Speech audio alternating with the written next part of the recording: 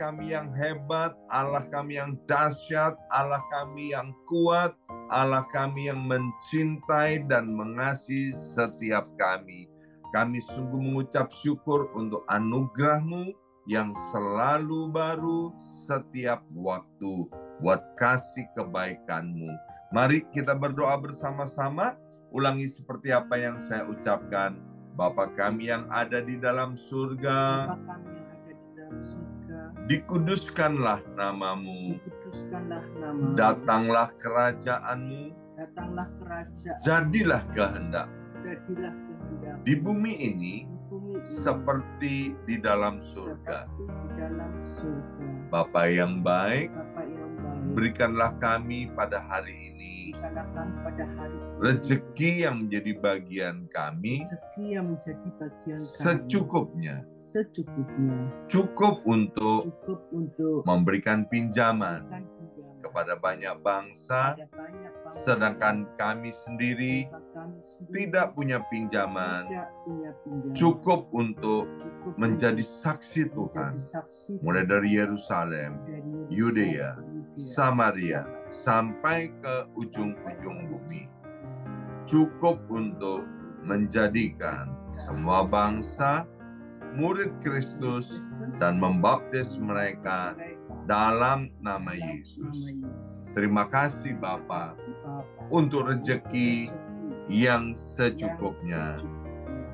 Dan ampunilah dosa-dosa kami, ampunilah kesalahan kami, seperti kami pun mengampuni orang-orang yang bersalah kepada kami. Dan janganlah masukkan kami ini ke dalam pencobaan, tetapi bebaskanlah kami dari segala yang jahat. Sebab Engkaulah yang empunya kerajaan, kuasa, dan kemuliaan sampai selama-lamanya. Dalam nama Yesus kami sudah berdoa. Haleluya, haleluya. Mari Bapak Ibu sekalian, sekarang kita bersama-sama secara serempak dan serentak kita akan menggemakan Mazmur 91 dengan suara yang keras, dengan suara yang lantang dari tempat kita masing-masing. Alkitab berkata, mati dan hidup dikuasai oleh lidah. Siapa suka menggemakannya akan memakan buahnya. 2, 3, Mazmur 91. Orang yang duduk dalam lindungan yang maha tinggi dan bermalam dalam naungan yang maha kuasa akan berkata kepada Tuhan, tempat perlindunganku dan kubu pertahananku, Allahku yang kupercayai. Sungguh Tuhanlah yang akan melepaskan aku dari jerat penangkap burung dan dari penyakit sampar yang busuk. Dengan kepaknya Tuhan akan menudungi aku. Di bawah sayapnya aku akan berlindung. Kesetiaan Tuhan ialah perisai dan pagar tembok. Amin, amin, amin. Terjadi di dalam nama Tuhan Yesus. Aku tak usah takut terhadap kedahsyatan malam, terhadap panah yang terbang di waktu siang, terhadap penyakit sampar yang berjalan di dalam gelap, terhadap penyakit menular yang mengamuk di waktu petang. Walau 1.000 orang rebah di sisiku dan 10.000 di sebelah kananku, tetapi itu tidak akan menimpa aku. Aku hanya menontonnya dengan mataku sendiri dan melihat pembalasan terhadap orang-orang fasik. Sebab Tuhan ialah tempat perlindunganku yang maha tinggi telah kubuat tempat perteduhanku. Amin, amin, amin. Terjadi di dalam nama Tuhan Yesus. Malapetaka tidak akan menimpa aku, dan tulah tidak akan mendekat kepada kemahku. Sebab malaikat-malaikat Tuhan akan diperintahkan oleh Tuhan kepadaku untuk menjaga aku di segala jalanku. Para malaikat Tuhan akan menatang aku di atas tangannya, supaya kakiku jangan terantuk kepada batu. Singa dan ular tedung akan aku langkai. Aku akan menginjak anak singa dan ular naga. Amin, amin, amin. Terjadi di dalam nama Tuhan Yesus. Sungguh hatiku melekat kepada Tuhan, maka Tuhan akan meluputkan aku, Tuhan akan membentengi aku, sebab aku mengenal nama Tuhan. Bila aku berseru kepada Tuhan, Tuhan akan menjawab. Tuhan akan menyertai aku dalam kesesakan. Tuhan akan meluputkan aku dan memuliakan aku. Dengan panjang umur akan Tuhan kenyangkan aku, dan akan Tuhan perlihatkan kepadaku keselamatan daripadanya. Amin, amin, amin. Terjadi di dalam nama Tuhan Yesus. Terima kasih ya Aba ya Bapa. Sebentar kami akan mendengarkan sebagian daripada kebenaran firman Tuhan. Berkati hamba firman-Mu, Ibu Pendeta Hana Istati Rahayu. Terima kasih Bapak, dalam nama Yesus, yang siap mendengarkan firman Tuhan dan diberkati dalam nama Yesus. Angkat jempolnya ke depan dan katakan amin 3 kali. Amin, amin, amin. Salam kebangkitan, salam penuaian. Semangat pagi. Selamat pagi. Ada Pak Jim, suaranya keras sekali. Apa kabarnya Bapak Ibu semuanya? Senang sekali. Baik semuanya. Ya, luar biasa. Senang sekali hari ini Senin 1 Juli 2024, hari pertama di bulan Juli. Luar biasa ya. 6 bulan sudah berlalu di tahun 2024. Itu semua karena anugerah dan kebaikan Tuhan. Saya bersyukur Bapak Ibu tetap dalam keadaan baik, dipelihara Tuhan ya. Saya hari-hari ke depan kita akan mengalami hal yang jauh lebih dahsyat ya. Baik Bapak Ibu sekalian, waktu dan tempat saya berikan kepada hambanya, Ibu Pendeta Hana Istati Rahayu. Silakan Bu Jim. Ya, pada pagi hari ini bersyukur bisa bersama-sama dengan Bapak Ibu sekalian yang setia di dalam doa pagi ini. 6 bulan kata Pak Yongki sudah kita jalani. Sekarang dalam waktu 6 bulan bagaimana keadaan kita? Itu yang penting, karena dalam 6 bulan apakah keadaan kita lebih baik atau keadaan kita tidak lebih baik, saudara. Kalau keadaan kita lebih baik, kita ucap syukur, maka kita akan menaiki dari satu level kepada level yang lebih tinggi. Tapi kalau keadaan kita tidak baik, lebih baik 6 bulan yang lalu, saudara, maka kita perlu koreksi diri dan harus tetap semangat untuk mengikuti doa pagi supaya kita diisi terus dengan firman Tuhan. Saudara, pagi hari ini kita merenungkan firman Tuhan, hidup kuat di dalam Tuhan. Saudara, kalau kita baca dalam 1 Korintus 9 ayat 26-27 dikatakan, oleh karena itu aku tidak berlari tanpa tujuan dan aku bukan petinju yang asal memukul saja, akan tetapi aku melatih tubuhku dan menguasai sepenuhnya supaya setelah memberitakan Injil kepada orang lain, aku sendiri tidak ditolak.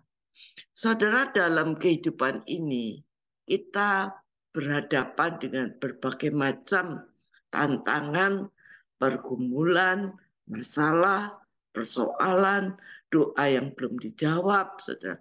Nah, saudara, ini disebabkan karena dalam hidup ini selalu ada tujuan.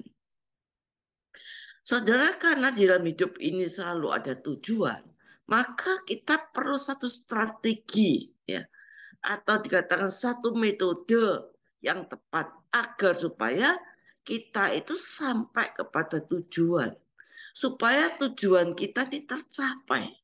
Apa sih tujuan kita? Kalau kita lihat di dalam Mazmur 84, tujuan kita itu yaitu menghadap Allah di Sion. Kenapa kita sebagai orang Kristen ini capek, ya, putus asa, capek karena kita tidak tahu dengan tujuannya, ya. Sehingga akhirnya kita capek, kita letih lesu. Tapi kalau kita tahu tujuan kita, yaitu tujuan akhir kita menghadap Allah di Sion, maka kita akan berlari tidak menjadi capek, kita berjalan tidak menjadi lesu. Saudara, dalam kehidupan ini kita berhadapan dengan berbagai macam tantangan. Tapi kita tahu kita punya satu tujuan yang sungguh-sungguh.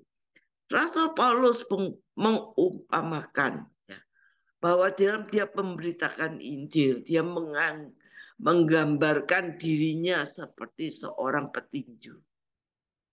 Yang menjadi tujuan dari petinju ini adalah kemenangan untuk yang bisa dicapai. Dia harus terus berlatih agar setiap pukulannya itu tidak sembarangan, tidak sia-sia dan tepat mengenai sasaran. Saudara, seorang petinju itu harus terus berlatih, harus terus fokus setiap saat. Juga harus menyadari bahwa dirinya dapat terkecoh oleh pukulan lawan jika dia ada lengah sedikit saja, saudara. Dia bisa terkecoh. Oleh karena itu dia harus melatih tubuhnya, menguasai sepenuhnya agar pukulannya itu selalu tepat pada sasaran. Saudara, karena jika terlalu banyak memukul angin, saudara, memukul sembarangan, dia akan kehilangan tenaga secara sia-sia dan tidak ingin kalah karena kecerobohan, karena kurang fokus. Begitu juga kehidupan kita sebagai orang percaya. Kalau hidup kita ini ceroboh, kurang latihan, saudara, kurang fokus pada Tuhan, kurang latihan untuk membaca firman, kurang fokus untuk kita menghadap Tuhan, carilah Tuhan selama dia masih bisa ditemui. Maka hidup kita akan sembarangan, saudara. Kita akan kehabisan tenaga, kehilangan tenaga, dan banyak waktu sia-sia yang kita buang. Saudara, gambaran Paulus ini jelas bahwa dalam dia memberitakan Injil, untuk dia fokus dan strategi harus beriringan. Saudara, fokus dan strategi harus beriringan. Kita harus fokus kepada Tuhan. Kita harus membangun strategi-strategi dengan hikmat Tuhan. Supaya apa? Supaya hidup kita tidak sia-sia. Saudara, maka dari itu kalau kita sia-sia, kita akan mengalami hidup yang fatal. Saudara, dikatakan ungkapan supaya setelah memberitakan Injil kepada orang lain, aku sendiri tidak ditolak. Ini adalah satu kekhawatiran daripada Rasul Paulus.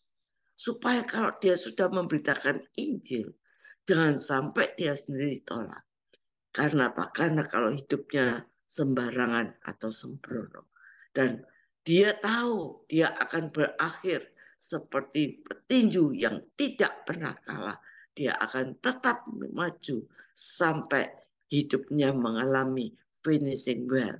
Saudara, mari kita renungkan dengan baik.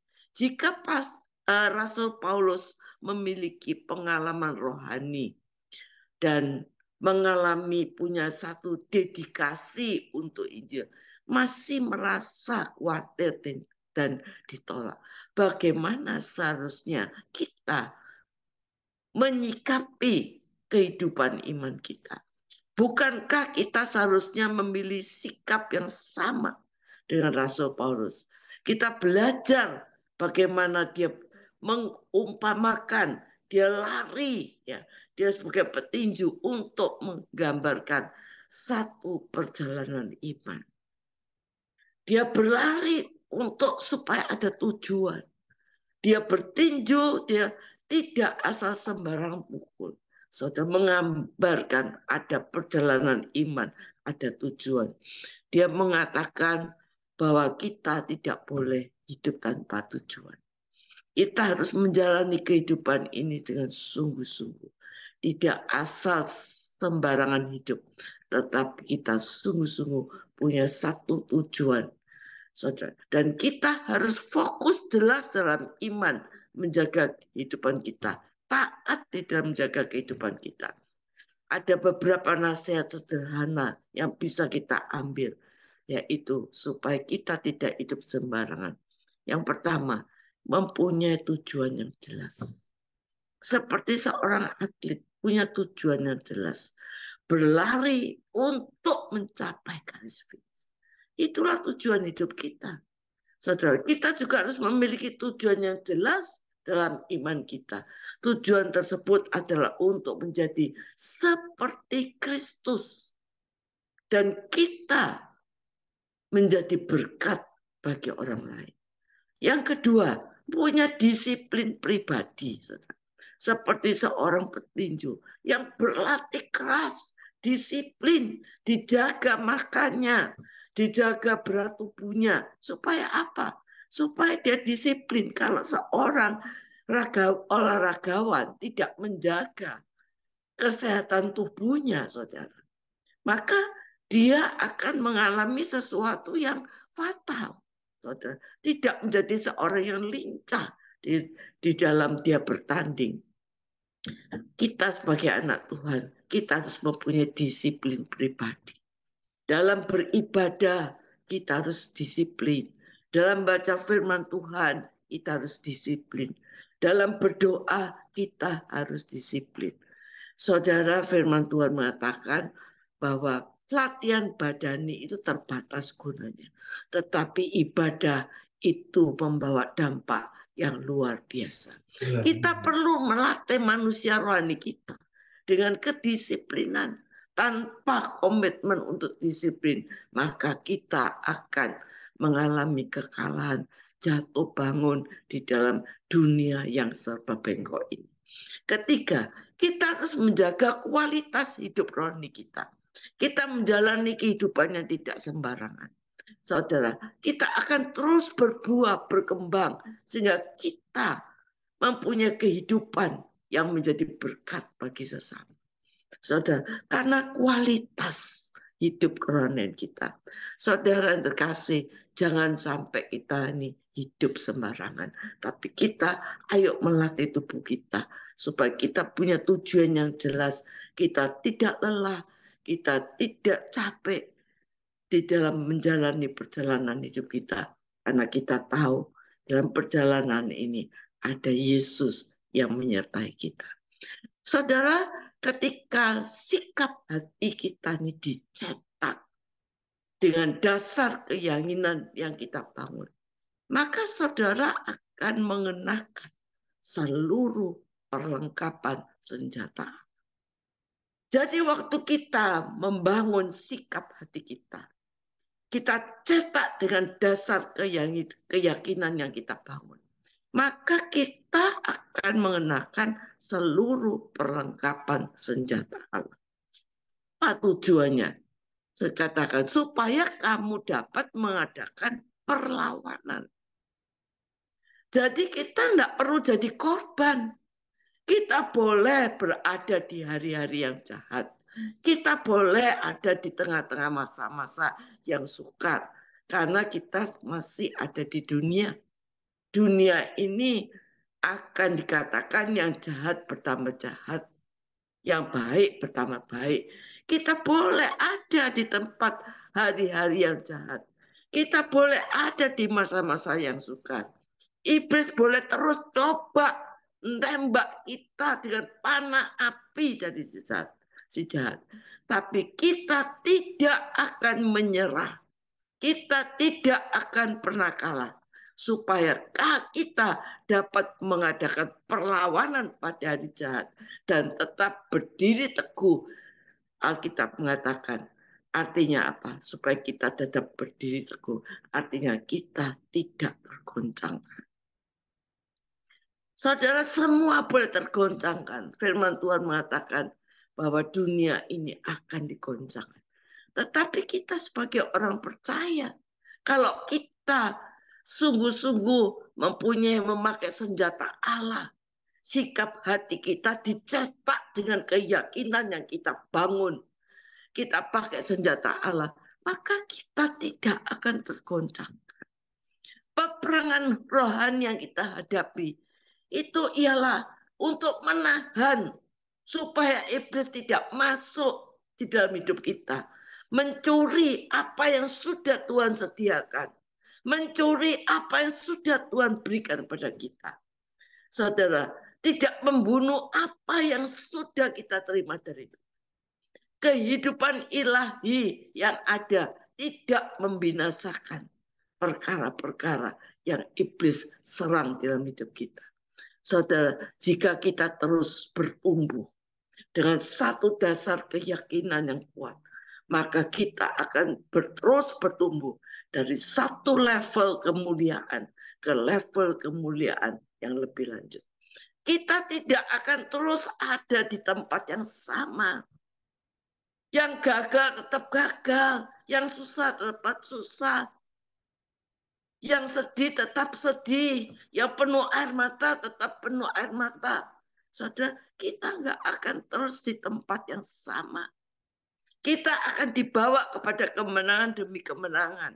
Kita tidak akan mengalami kemerosotan rohani, tapi kita akan mengalami satu progres, satu kedewasaan rohani. Bukan lagi menjadi anak-anak. Saudara, anak-anak itu tidak bisa dipercaya. Anak-anak tidak bisa bertanggung jawab. Tapi kedewasaan kita akan berkembang terus dewasa. Dan makanan kita sudah tidak susu lagi. Yang empuk, yang lunak-lunak. Tapi kita pakai makanan keras. Kita dikasih senjata. Saudara. Dan saya mau saudara menyadari iblis akan selalu memanfaatkan situasi saudara, keadaan saudara, peristiwa-peristiwa yang saudara alami dalam kehidupan saudara. Itu iblis menyadari dan dia selalu memanfaatkan, mencuri iman kita, mencuri pengharapan kita. Saudara, dan dia berusaha membuka pintu kehidupan kita supaya dia dapat masuk dan mencuri semuanya. Satu kali kita memberi kesempatan pada iblis, maka dia akan masuk dalam kehidupan kita. Dia akan mencuri semua damai sejahtera, sukacita. Oleh karena itu, Tuhan selalu merancangkan kebaikan. Tidak pernah Tuhan merancangkan kejahatan dalam hidup kita. Dan biasanya melewati satu peristiwa yang tidak enak, iblis akan mencoba mencuri apa yang sudah Tuhan berikan pada kita. Sehingga kita lupa bahwa Tuhan itu merancangkan kebaikan. Iblis curi itu saudara dari hidup kita. Dia akan masuk melewati peristiwa-peristiwa, situasi-situasi yang kita hadapi. Dan akhirnya kita menjadi takut, kita menjadi khawatir, kita menjadi lupa bahwa kita punya Allah di balik segala peristiwa yang membela kita. Karena Roma 8 ayat 28 berkata, Allah, kita tahu sekarang bahwa Allah ikut bekerja mendatangkan kebaikan bagi orang yang mengasihi Dia. Karena itu saudara, ayo kita mengasihi Tuhan lebih dari segala. Kita sungguh-sungguh mau hidup berkenan. Saudara, kalau hidup kita terbangun dengan satu dasar keyakinan yang kuat, bahwa Bapakku di sorga tidak punya rancangan yang buruk. Dia selalu rancangan yang baik. Kalau itu kita bangun menjadi satu dasar keyakinan, apapun keadaan yang ingin menggoncangkan kita, kita tidak akan tergoncang. Kita pegang janji Bapak di surga. Karena itu saudara dikatakan, Bapak di surga di dalam Alkitab memberikan satu senjata rohani. Untuk apa? Melawan. Karena kita ini bukan melawan darah dan daging. Di dalam Efesus 6. Kita mengalami penguasa-penguasa di udara. Saudara, kalau ada suami istri yang berkelahi, saudara. Saudara, ini kita harus tahu. Kita harus pasang strategi. Ini bukan melawan darah dan daging. Tapi penguasa-penguasa di udara. Yang kita kalahkan itu apa? Bukan kita lempar piring ya. Bukan kita baku tinju. Saudara. Tapi kita berdoa dalam roh. Kita perangi ini penguasa-penguasa di udara. Yang mencuri damai sejahtera. Ada yang suaminya berselingkuh atau istrinya berselingkuh. Doakan, perangi pakai senjata Allah, saudara. Perangi perang dalam roh, masuk dalam dunia roh, berperang dalam roh, dan saudara akan mengalami kemenangan di dalam roh itu. Saudara, saya percaya kalau kita sungguh-sungguh yakin percaya, kita punya senjata rohani. Firman Tuhan mengatakan beberapa senjata rohani yang Tuhan berikan, yaitu perisai, ikat pinggang. Saudara, semuanya Tuhan berikan dalam kita. Supaya apa? Supaya hidup kita sungguh-sungguh tidak menjadi sasaran empuk dari iblis. Tapi kita bisa bertahan dan melawan. Karena kemenangan itu ada di pihak Tuhan. Allah itu punya otoritas atas iblis. Allah itu adalah Allah yang berkuasa langit dan bumi. Kalau Allah itu bersama kita, siapakah lawan kita? Dalam kehidupan kita sebagai orang percaya, peperangan rohani dianggap kadang-kadang sederhana. Tapi saudara, ayo kita mau sungguh-sungguh. Firman Tuhan mengatakan, kita harus kuat di dalam Tuhan. Yaitu di dalam kekuatan kuasanya. Bukan kekuatan kita. Banyak orang merasa dirinya sudah kuat. Punya segalanya, merasa kuat. Punya semuanya, punya kepintaran, merasa kuat. Saudara, semuanya itu tidak ada gunanya kalau tanpa Tuhan bersama kita.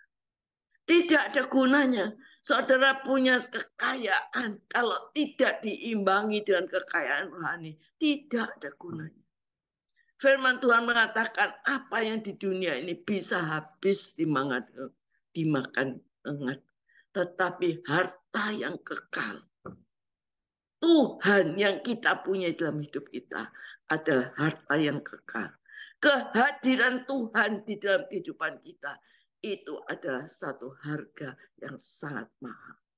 Saudara, kalau itu ada dalam hidup kita, kita percaya apapun peperangan rohani yang boleh terjadi, iblis melawan kita dengan panah api sejahat pun, kita tetap tidak tergoncangkan.